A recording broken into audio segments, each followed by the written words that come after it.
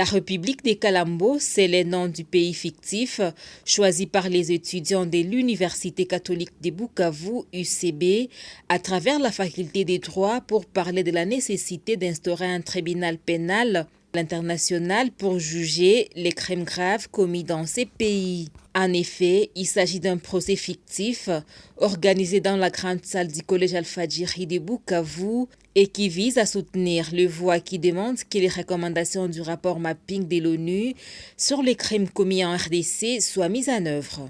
Comme dans un tribunal réel, ces étudiants ont, dans un procès fictif, mis en scène un tribunal international pour juger des crimes commis par des groupes armés et les forces armées de la République des Kalambos.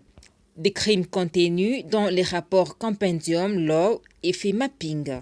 On voit par exemple les procureurs de la République peindre des drames inimaginables commis par des bourreaux, meurtres à grande échelle, viols massifs, assassinats ciblés, incendies des villages, pillage des ressources. En bref, l'exemple parfait des crimes décrits dans les rapports mapping de l'ONU sur la RDC en seulement 10 ans. Merci, Monsieur le Président. Comment M. Kapitula explique-t-il les faits pour nos enquêteurs d'avoir trouvé 4 armes AK-47 lors d'une perquisition dans sa résidence? AK-47, Monsieur le Président, je ne suis pas expert en la matière, ce ne sont pas des flèches. La partie civile n'a pas oublié de demander justice pour tous les enfants victimes des viols et qui n'ont pas su survivre après cette cruauté. C'était un 22 juillet, votre honneur, 1923. Exactement, les vaillants soldats de l'armée de la République des Kalambos s'étaient dirigés spécifiquement dans le lycée Mwangaza. Y arrivaient les vaillants soldats. Il y avait retrouvé des lycéennes, des jeunes petites filles, âgées entre 12 et 14 ans, exactement, votre honneur. Les uns les tenant par les pieds, les autres les tenant au bras, les autres au cou, les autres sur la bouche, l'un après l'autre soldat. Et ils ont déshabillé les petites filles, les déshabillant aussi, ils les ont forcées à faire des relations sexuelles avec elles. Quelle cruauté!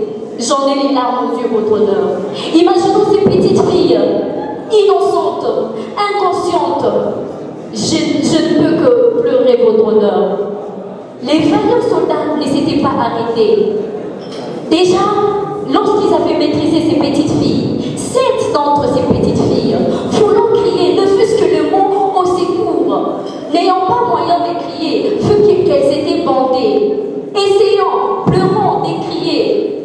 Les vaillants soldats, votre honneur, ont repris ces jeunes petites filles, les ont encore pénétrées, encore et encore et encore, sans pitié.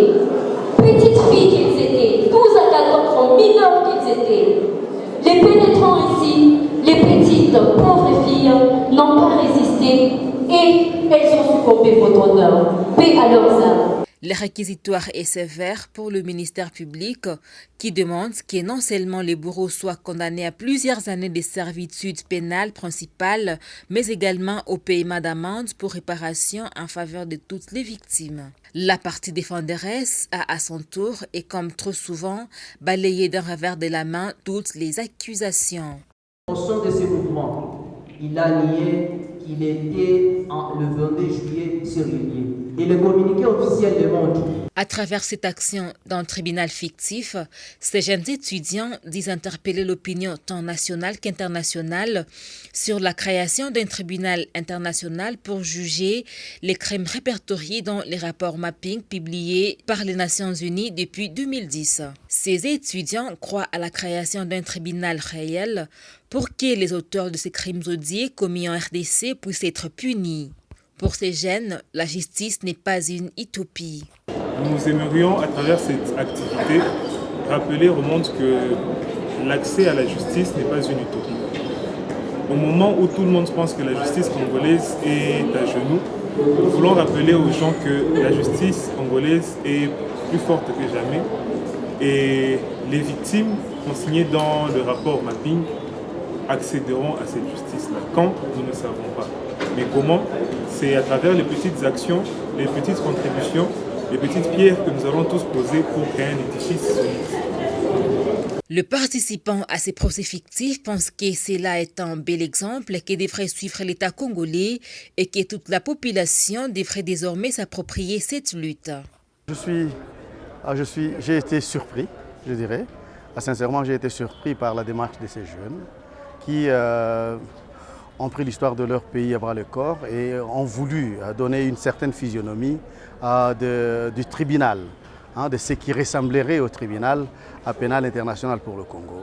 D'aucuns pensent que ce tribunal-là est impossible, mais les jeunes viennent de nous montrer dans la salle que c'est possible, que les faits vécus sont têtus et il reste qu'il y ait une petite dose d'acceptation, de bonne volonté et d'accompagnement pour que ce tribunal soit réel, enfin, existe.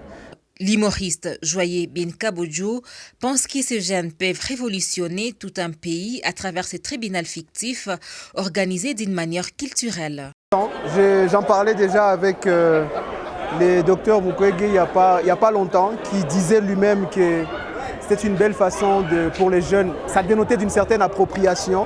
Parler du rapport mapping aujourd'hui, que ça parte de la jeunesse et de façon culturelle, parce que pour moi, en tant que culturel aujourd'hui, je peux dire que c'est aujourd'hui une autre connotation, c'est-à-dire une connotation culturelle que de voir un procès fictif sous forme d'un théâtre qui peut conscientiser, qui peut amener les gens à réfléchir, amener les gens à s'approprier en fait cette cause qui est en train de devenir depuis un certain moment comme une cause d'une seule personne, une cause d'une certaine classe sociale, d'une certaine classe de la communauté. Et pourtant, c'est une cause de toute la communauté. Et donc, aujourd'hui, avoir des activités comme ça, sous forme culturelle, pour pouvoir parler aux jeunes, moi, je pense que c'est tout ce qu'on peut appeler de l'éducation par le divertissement. Et j'ai vraiment trouvé cela intéressant. En tout cas, une soirée réussie pour un procès fictif qui promet de nous donner les verdicts du tribunal dans une autre séance. Je pense que ce procès, bien qu'étant fictif, il permet à la sensibilisation parce que des crimes ont été commis, des personnes ont été assassinées et je trouve qu'il en va de l'intérêt de la population congolaise et plus particulièrement du Sud Kivu d'être informés sur ce qui se passe. Pour ce qui est des autorités, je pense que c'est un moyen pour réveiller la conscience, pour aussi faire comprendre à toutes ces personnes qui ont perdu la vie qu'on ne les a pas oubliées. Et c'est aussi un moyen d'appeler à la justice parce que des coupables courent toujours dans les rues et quelque chose doit être fait pour rendre justice à ces victimes-là. Bon, premièrement, ces procès fictifs, c'est un appel à nos dirigeants.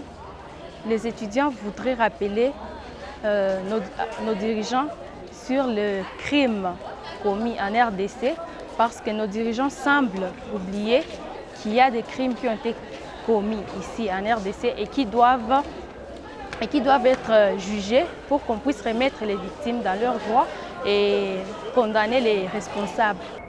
Le besoin d'un tribunal pénal international pour la RDC est déjà pressant.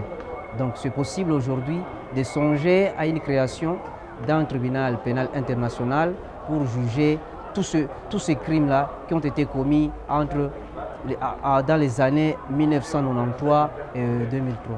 Message que j'apporterai personnellement en tout cas aux dirigeants de la République ainsi qu'à l'opinion internationale, c'est de se souvenir de nous, de se souvenir de la population ici dans notre pays, de sa situation et surtout des violences, des droits de l'homme qui sont encore en train d'être violés ici. Hissez en vous l'ego qui milite, apeurés et les confinés dans le chagrin, parmi la quarantaine des violeurs, cambrioleurs de son bonheur, elle ignore le vrai père de son vin. Dans un embarras de choix, elle choisit. Doit-elle éprouver de l'amour maternel ou plutôt de la haine maternelle envers son enfant, sans innocent? Quand je le regarde, c'est mon passé qui s'affiche et me traumatise trop, m'attise la soif de vengeance et de rancœur.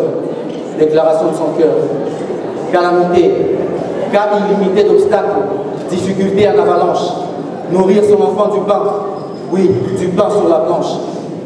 Nitamulishaje mtoto ambaye ninayempenda wakati hata sokoni bei ya bishusha imepanda?